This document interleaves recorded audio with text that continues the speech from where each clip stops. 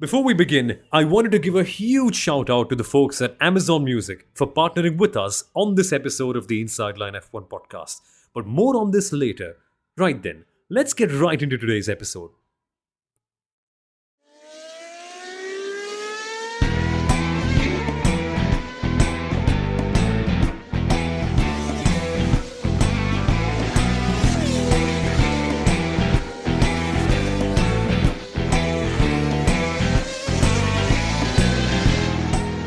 Today is a rare day. There are very few moments in life when we often end up seeing dreams of this caliber and of this importance getting complete. Dreams that are dreamt not just by the dreamers themselves, but on other people on their behalf. Moments like Michael Jordan winning the NBA title in 91, like MS Dhoni bringing the World Cup for India in 2011. Moments like this where you see the dreamers and their dreams being complete, dreams that they have talked to the entire world about for decades, that this is something that they want to do once in their life. And when it all comes together on a day when it feels perfect, you have got to admit, a small tear does drop out from your eye. That is something that happened to me and thousands of people around the world. And don't lie, that included yourself too when we saw Charles Leclerc win the Monaco Grand Prix. The boyhood dream is complete, Kunal. And I know we could start this episode talking about a million different things, about the comedy of the accidents, about the processional nature of the race, about Ferrari finally winning, but let's just take a moment to soak in the emotion. A Monegasque driver has won the Monaco Grand Prix. It has never happened in an entire century. This is such a big moment, genuinely. Firstly, I have to say this on the record. It is so fantastic to have you back, Somil. Opening the way you do, which is so fantastic. You lend your voice to the Inside Line F1 podcast and several other sports, including MotoGP and now Norway chess to come as well. So thank you for coming back. I hate it when you take a holiday, even though I know why you should, right? But it was a fantastic race win for Charles Leclerc and for Ferrari. Iconic, historic, dreams come true, all of that. I think the last time a Monegasque won was all the way back in 1950, Louis Chiron, or however you pronounce that. Mm-hmm. A lot of people are happy with the result. Or rather, I'll put it this way. I'm yet to meet someone who's not happy with the result. What people are not happy about is how the win came through, right? It happened at the slowest possible pace. It happened as though the prancing horse or prancing horses were crawling on the streets of Monaco rather than racing. But that's just Monaco, is it not? I mean, it's something that we should come to accept now, right? That a Ferrari car will always be fast, or a road car, I mean. That a Mercedes will always be full of brawn and full of style. And Monaco will always be processional. Do you think the expectations were slightly skewed in a way? I think you're right. The expectations going into Monaco always is that we're going to have chaos and safety cars and somebody starting 18th will suddenly find a podium. And that's what we all expect. That's what we all hope, because that's what's entertainment. We want to see teams, drivers, pit wall being challenged, taking all these decisions as they come. But clearly, the way Charles Leclerc won today is textbook Monaco. You get pole position, drive as slowly as you need to, because if you remember when you go back and check our preview episode out, we said this is that one race where it's not about winning in the shortest possible time. It's about winning in a way that you do not give track position away to your rivals. And that's what Charles Leclerc did. And maybe this is a good time now, Samuel, to discuss why actually were they all driving slow? Yeah. Genuinely, let's answer that question. We know that Alain Prost, back in the day, was famous for driving and winning races at 90% of his overall speed. There is a reason behind that. Although Formula One is meant to be a sport where the fastest drivers win, I think in the modern day, in fact, for the last 40, 50 odd years, more than the fastest driver, the most efficient driver and the most efficient team ends up winning the race and dominates. That is precisely what we saw in Monaco as well, didn't we, Kunal? Where drivers and teams were sort of incentivized not to go faster, because if you end up doing that, you end up chewing out your tires. And the amount of time that you gain in isn't just, let's say, big enough, and passing here is going to be so hard off the track that it just literally makes it a nullified affair. So you might as well drive slow, conserve your tires, and in the case of something going wrong, just have some extra rubber with you. Is that right? Yeah, that's actually right. And in the case of something going wrong, which means having a safety car, use the safety car to make a pit stop, because then everybody will make a pit stop at that time. So track position, like I said, is vital. And there were actually 4 races going on today. Let's just, elaborate on that. Yeah. Firstly, of course, Charles Leclerc. He was lapping at 118, 119, 120, right? The fastest Formula 2 feature race lap was by Dennis Hauger at 122. So he was literally lapping as slow as he possibly could. In fact, there was times when Logan Sargent, Daniel Ricciardo, everybody, in the bottom 5 were lapping in 126s, which is slower than a Formula 2 car around Monaco, right? So there was, of course, Charles Leclerc, race number 1. Race number 2 was George Russell. Race number 3 was Yuki Tsunoda. And race number 4 was Fernando Alonso with Lance Stroll, right? So why do I actually pull these out? So Charles Leclerc was trying to make sure that he keeps the McLarens bunched up so they cannot undercut or overcut him, right? George Russell was trying to do the same thing, that Max Verstappen doesn't undercut or overcut him, including Lewis Hamilton.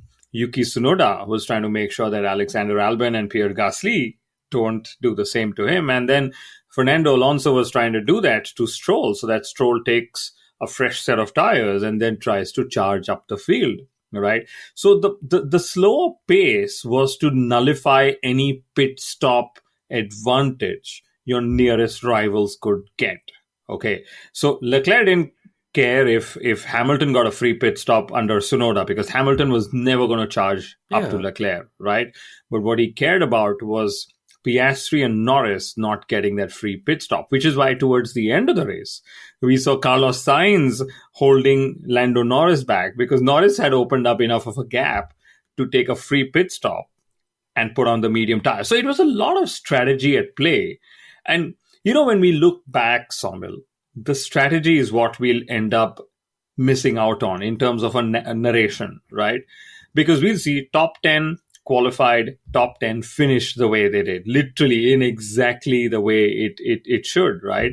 So the emotion gets missed, the finesse of how these drivers pulled off all their race strategies gets missed. But that is why we at the Inside Line F1 podcast do what we do, so that we can bring in these elements that tend to get lost in the middle of the entire race. So let's talk about the one key moment where the race was won. And this is special, because think about it. In qualifying 1, the top 6 drivers were separated by each other by literally 1/10. Top 6, 1/10. Can you imagine the margins that were on play right there? And the fastest lap in Q1 was the 1:11.4 by George Russell. Charles Leclerc, no, I call him Charles Leclerc. Charles Leclerc, let's give him that little bit of more finesse because it's his home race and he won it. Charles Leclerc qualified with the 1 minute 10.2, a literal 1.2 seconds faster in Q3. And that is where the race was won.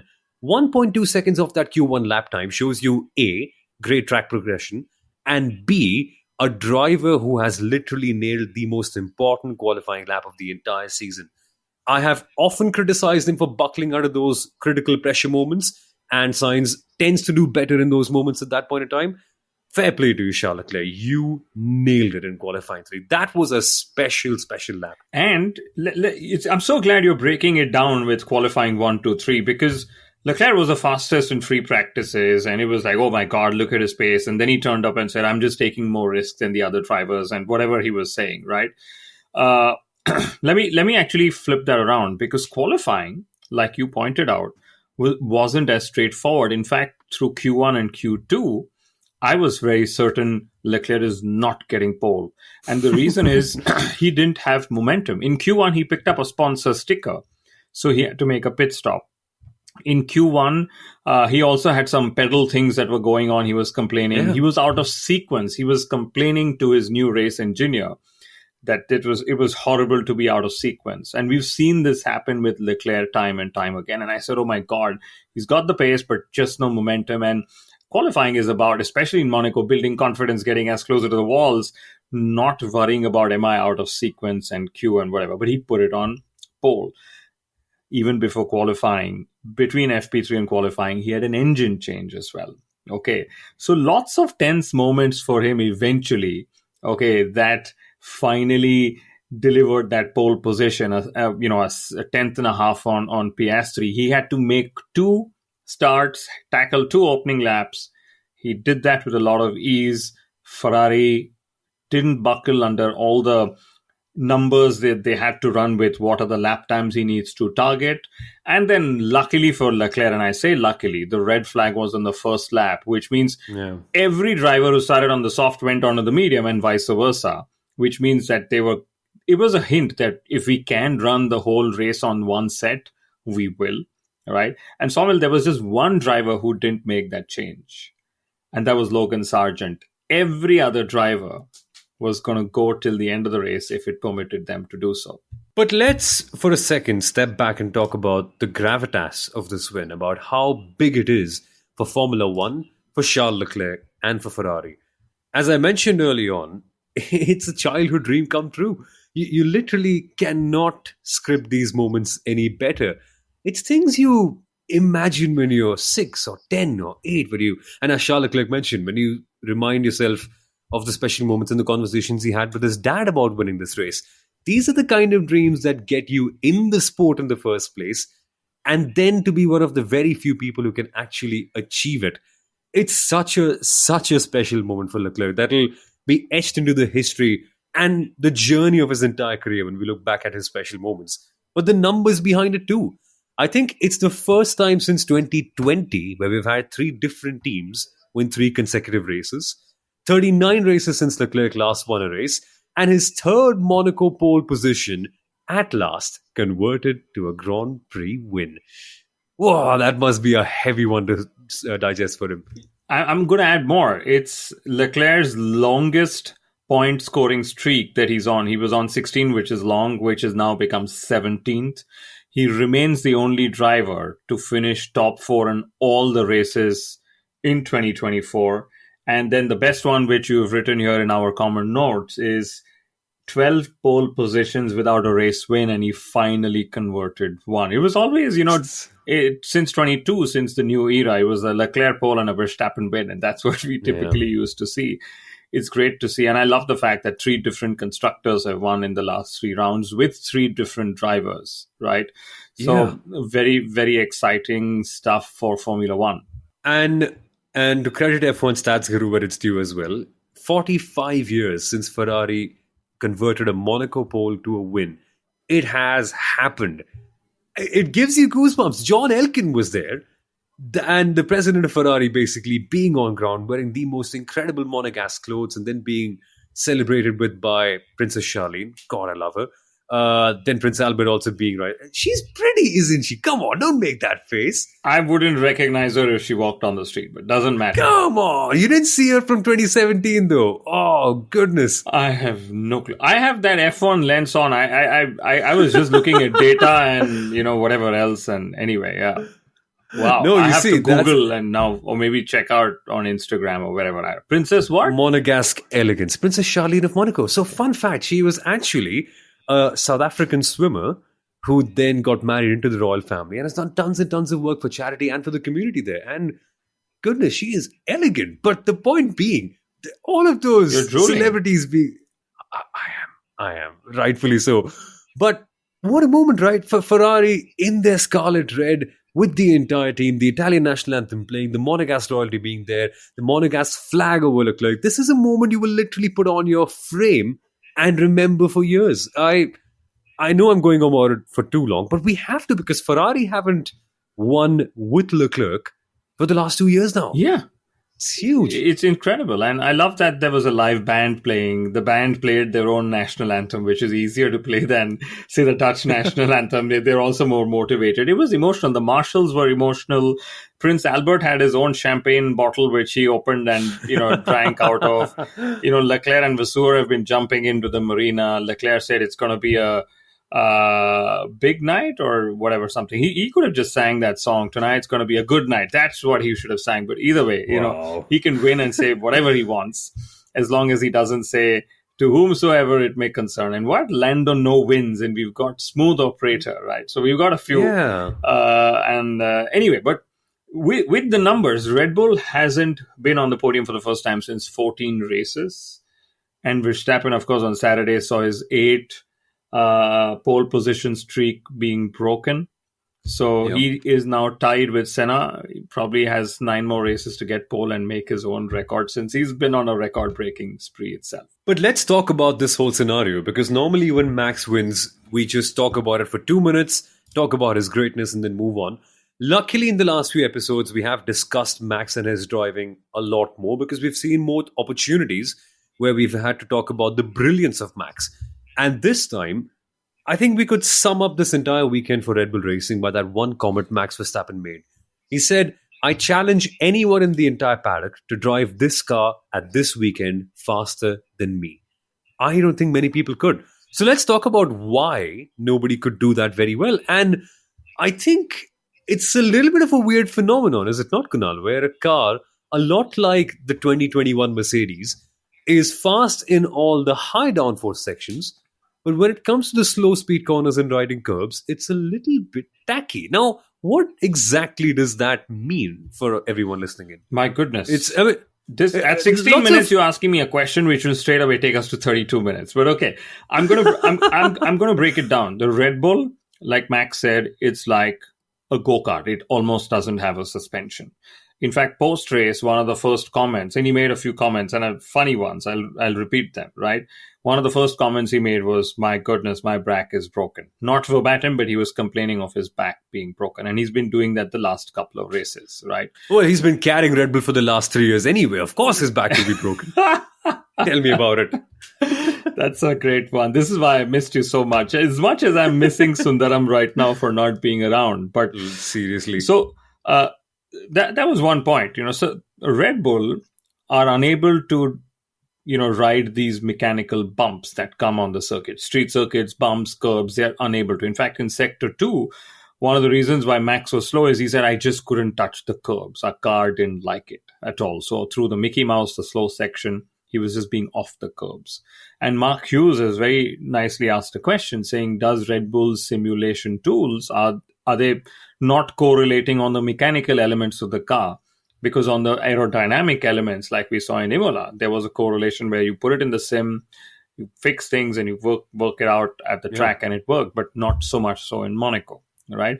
So that's just what happened to Red Bull. They just didn't have the pace. And now it's time to actually tell you some of the funny things that Max Verstappen said. He said, "The hardest part for me was that I had to go to the toilet from lap 20. I'm not making these up." Okay. Then he said, of course, he said, "I thought the ride was bad yesterday, but today's even worse." But the best of all were the two of them. First, he said, "This is so bad, and I'm now beeping out some of the expletives. I should have brought a pillow," is what he said. Okay. Uh-huh. And then finally, when he was trying to chase when he was trying to chase George Russell, he said, "I can't get any close. I'm floating with the wind. Okay, so I'll just land here." These are all radio messages he and GP were exchanging. But yes, truth be told, Red Bull did not have an answer to the challenge, the mechanical challenge that Monaco threw at them. And I would say all these years, they could mask these, they had so much advantage over the others that they could sort of mask these shortcomings and still win. But Ferrari and McLaren, hats off, credit to them for actually having caught up. But that isn't necessarily a bad thing for Red Bull Racing. Because remember, the early 2020s and the late 2010s, Mercedes were always struggling in Monaco compared to Red Bull and Ferrari. There is a reason behind that. this circuit is a heavy outlier to the point that it's unlike any circuit on the Formula One calendar, which is why a certain type of car and a certain type of design and a certain type of setup works at Monaco but doesn't work anywhere else. Remember 2021, where Lewis Hamilton and Valtteri Bottas were struggling with Mercedes, we were literally raining down on their parade saying, my word, is this the worst time to be a Mercedes fan? Because are they finally losing their championship winning streak? But it didn't end up happening completely because that circuit was such a big outlier that it exposed one part of Mercedes' weakness to that extent, which is somewhat similar to what we're seeing with Red Bull. The interesting story is that Red Bull back in the day was strongest at this very circuit where they have now conceded that one big win. And that to me is a bigger story of sorts. As you become the dominant force, Monaco starts to become less of your favorite track because your car is generally better overall. That Monaco is a place where, rather, your Achilles heel, where a smaller team can attack, which is what credit to McLaren and Ferrari. They did so well today. That's actually very well explained, because what you do is you design a car that works around a larger range of circuits than some few of them. And that's what you literally try to highlight very nicely. And then just to also add, the Red Bull, of course, in the ground effect era, needs to go lower to get its performance, much like any other car. But with these bumps, it cannot go any lower. And that's why it has to trade performance with ride quality and so on, right? And that's one of the reasons why they are where they are. But, we should talk of McLaren, because McLaren could have easily won as well. They had the measure of Ferrari throughout. In fact, I think they were also quicker, but track position is vital. And that's what got them, second and fourth place in the race. And Oscar Piastri, again, not a single foot wrong, had all the upgrades, outshone Lando Norris through the entire Grand Prix weekend. Honestly, what a drive, huh? Seriously. And it all comes down to qualifying. Yes, ultimately that's the main decider. But that one comment from Piastri really sticks out for me, where after qualifying, he said that if I had the Q1 of my last run, rather the first half of my last run and the second half of my current run, I would have gotten pole position. And that is literally a moment where you can see the brain of a driver working and then realizing, dang it, that little bit more. And you can see that progression happening with this kid, and it's beautiful. You can see more and more pages being added to his book, which will eventually, when it's complete, my word, is it going to be a good, meaty one. Yeah, and actually a lot of drivers didn't string their lap together. That's the term, as you know, we use in the world of motorsport, right? And it's a nice one, actually. It's a lovely one, right? You string you stitch all your sectors together, however you call it. And I think it was Russell, it was Ricardo, and several others who, were out of place. And I sort of liked qualifying, and that's what Monaco qualifying is also about, right? It's about how much time you leave on the table by not going as close to the walls or having more margin to the walls, as you call it as well. But we should talk about the opening lap, the first start. Magnussen, Hulkenberg, and Checo Perez. Of course, FIA being inconsistent and lenient with Magnussen has sort of seen him go away from getting a race ban, because that was everyone thought that's it. Oliver Behrman will be in the car in Canada, right? But it just so happens that the FIA have deemed it leniently, I would say, or adjudicated leniently, and let Kevin Magnussen go. What are your thoughts, Samuel? How did that all play out? As much as I love his aggression and everything that he stands for, I think that's a whole heap of bollocks. There is no clearer incident that literally screams that a driver must be banned. Should it not, Kunal? If Romain Grosjean for Spa 2012 got a ban, and that was a compounding thing, it wasn't just that event that caused it to happen. But this, we know that it's meant to be like riding a bicycle in your living room, which is what one so-called great once said. But this, putting a car on the inside when there's literally no incentive and then taking your teammate out as a result as well. I know you've been, I wouldn't say supportive of Kevin Magnussen, but rather accepting of the approach that you need to test the limits to the very end. And just be as hard as you can. But come on, this surely must be one step too far, right? I'm going to repeat what Checo Perez said. Checo Perez said that at least there should have been in an investigation of this incident. Race control said noted, and then they said no investigation necessary.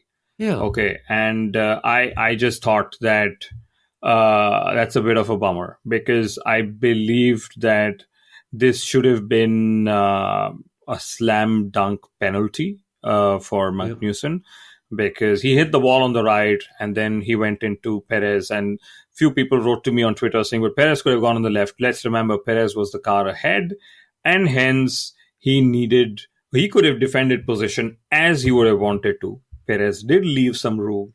It just so happened that Magnussen hit the wall first, and then to avoid hitting the wall further, he went and he decided to hit Checo Perez. And Perez's car, my goodness, in the cost cap era, to have that kind of a crash is crazy. Yeah. It's almost one of those ones where the car looks worse than it actually was. I mean, the accident looks worse. Right? Kind of like Russell's crash in Australia earlier this year, which proves how good the survival cell is.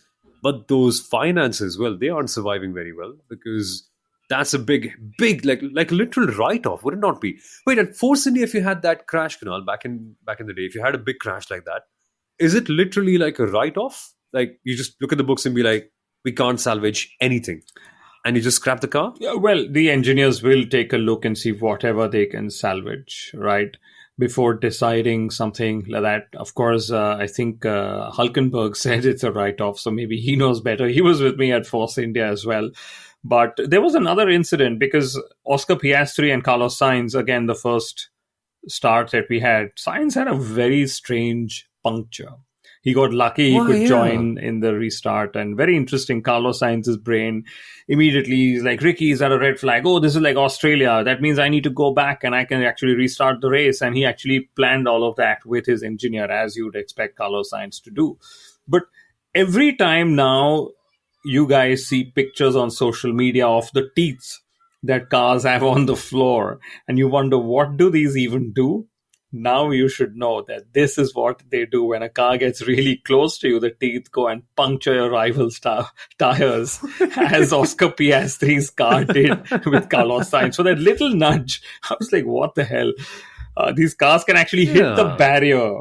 They've all been kissing the barriers fairly hard through Monaco. That will do nothing to the tires. But one nudge on those teeth-like protruding things on the floor or wherever part, next to the side pods of the car, and boom, the tires will not survive that. Are we in the Speed Racer era? Have you seen that movie? Speed Racer, 2008. Do you remember? No. Oh, it's something in this desert where people were doing, I don't know, I think so. But maybe I haven't. No, that's Mad Max. Oh, there we go.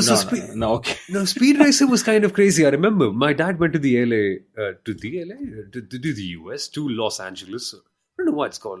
Yeah, but he went to LA back in the day, which is a big thing for anyone in Mumbai. And he bought this beautiful Speed Racer kind of prototype. And remember, in the movie, you had buttons where if you press a certain button on the car, you could have a tooth-like protruding thing sticking out of your wheels so that you could smash into the wheels of another car and puncture their wheels. So maybe we are sort of in that Speed Racer generation. Who knows, with the way things are going. Weird how volatile these cars can be, which is also what we saw with Esteban Ocon's crash, didn't we? About him just... what's the adjective are we going to use here? I was going to say stupidly sent it in, which is similar to what Bruno Famin inadvertently said. What adjective would you use for that move, Kunal, on the opening lap? I think he was impatient, put it bluntly. Yeah. He was impatient. Justified? No, never. I mean, especially on your teammate. He knew that he's got to make the move opening lap, much like every driver did. But gosh, the way he did it.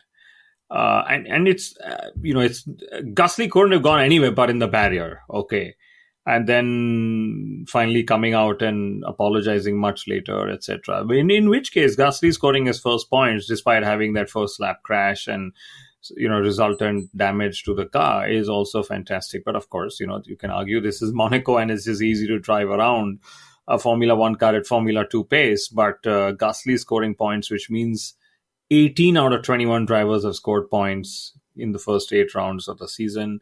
The two Sauber drivers and Logan Sargent are yet to score a point because Alexander Albon Wow. and Williams scored their first points of the season. So 9 teams have now scored points. And what I love about Albon, and I'm actually switching to him, is they have been working on making their car quick at circuits like Monaco. And just when he could do that, and he got into Q3, qualified in the top 10, drove a race, protected his position, and then scored points for the team as well. Yeah. And that was such a fun little story playing out in the background about them finally getting those points in. And at the same time, Yuki Tsunoda was also best of the rest again in that whole scenario, as you mentioned, in that whole field, where, as you mentioned early on, he was trying to back everyone up behind him. But let's not forget, he's now, if I am not mistaken, 1-7 on the qualifying record to Daniel Ricciardo. Is it not? Whatever it is significant. And it goes under the radar, but he's not that problem kid anymore. He's not. He's had 5 points finishes right till date out of 8 rounds, which is fantastic. He's been in Q3 again, I think 5 times. He's 8 points ahead of Stroll. And it sort of baffles me that Red Bull are just going to completely overlook him for the second seat next to Max Verstappen. I don't know. I know that his career is heavily linked to Honda and what Honda does and goes, and Red Bull and Honda have parted ways. But, Checo Perez, last weekend he lost second in the championship. This weekend he's lost third in the championship. So Max is there up ahead. Leclerc is at 138. Norris is at 113. Carlos Sainz is at 108. And mind you, Carlos Sainz actually missed a Grand Prix, as you remember, in Jeddah. And Checo Perez is at 107. It's his first no score of the season. You got to give him that. But imagine, his scores have still not been enough because the others have, of course, finished far ahead of him and him playing catch up. How low do you think he'll finish this season? Ooh, wow! You've put me on the spot here. No, I think he'll be top 3 or top 4 because Norris and Leclerc have a car consistently that's able to give them a position to challenge. They will continue to challenge. I've taken you out of the spot now. Yeah, but again, it's one of those things where you really have to wait for a late season resurgence as well. And again, being such a long championship, there is room for something like that coming along. And that is something that I particularly am excited about. Because when the year began, who would have thought that McLaren would have won a race, Ferrari would have won a race, and Red Bull also would have won a race in consecutive order? That is baffling, the way things have been playing out, which has only got me wondering in the entire grand scheme of things about how exciting the second half could be. Because McLaren now have double the points compared to Mercedes. We are now in a scenario where Ferrari are genuinely challengers, and Red Bull, that time where they need their second driver, has arrived. We were talking about this for the last 2 years, weren't we? That they need their number 2 driver. And until the day they wouldn't really need them, there would be no need to talk about Sergio Perez's future. Should we talk about it now? We should, because the gap is 24 points between Red Bull and Ferrari, which I think is very, very close. 24 points in the constructors is nothing, given that you can, literally score a lot of points in the constructors championship. I think you can do 26 plus 18, so that's 44 points in a race weekend that you can score, right?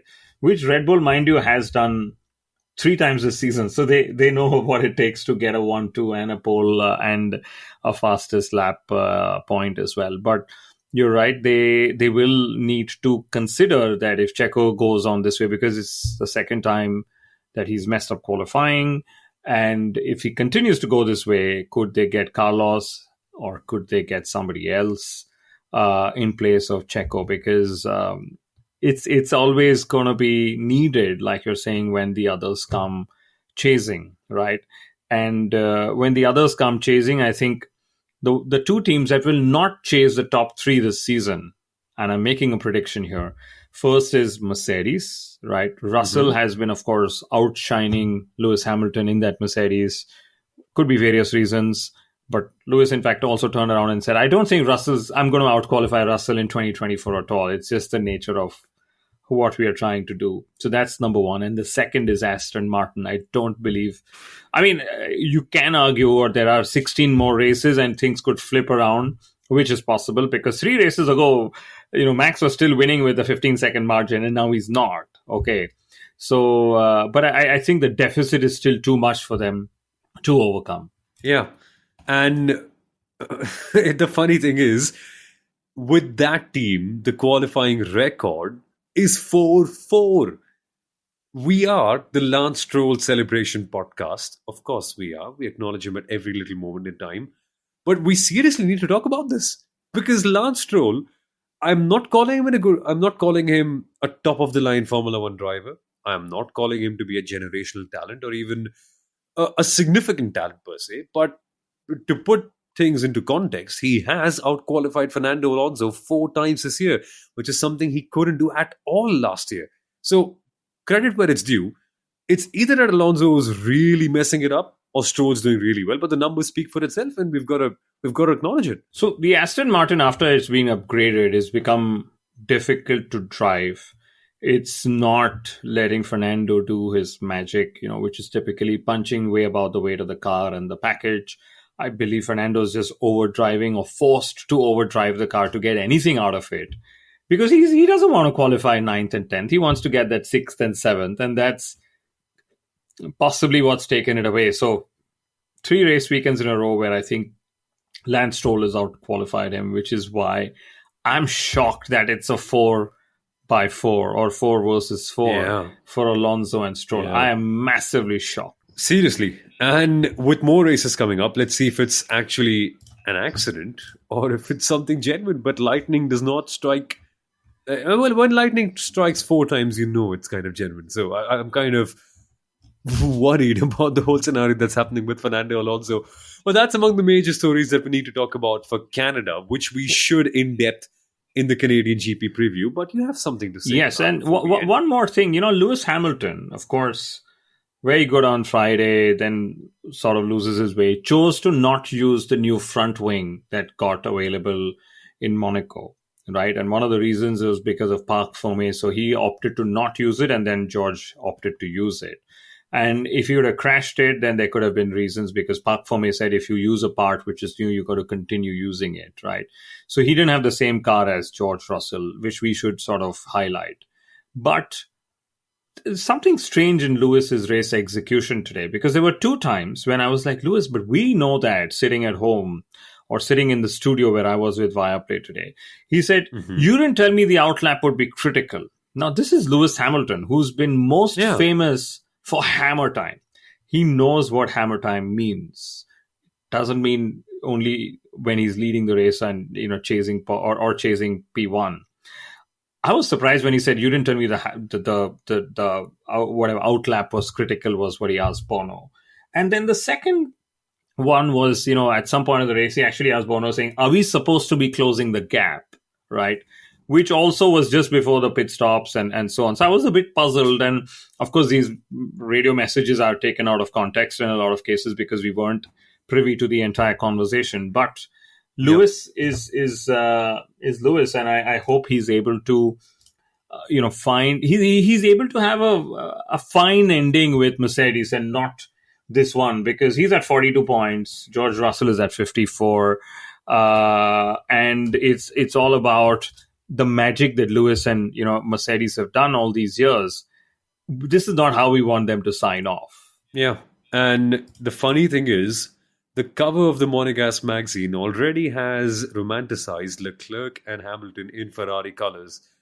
And maybe that's just a premonition of sorts about what to expect with one relationship going sour. And then we're all looking forward to the other one. And the second one, the one that's been going on for a longer time, Leclerc and Ferrari, finally maturing into a beautiful fine red wine that we've enjoyed this weekend. Well, hopefully there is more to come starting from the next races, which is going to be the Canadian Grand Prix. And for its preview episode, we know that you're going to be right here listening and watching the Insight Line F1 podcast. Folks, if you enjoyed this episode, leave us a like, share this episode with all Charles Leclerc fans and any Formula One fans in your circle who you think might enjoy this. And we shall see you rather soon.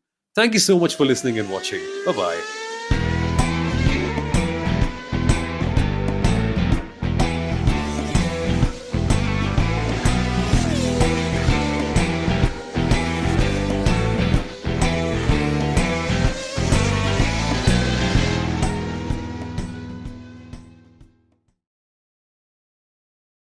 Thank you so much for tuning in to this episode of the Inside Line F1 podcast. Before we ended, I just wanted to say a huge thank you to Amazon Music once again for partnering with us on this episode of the podcast.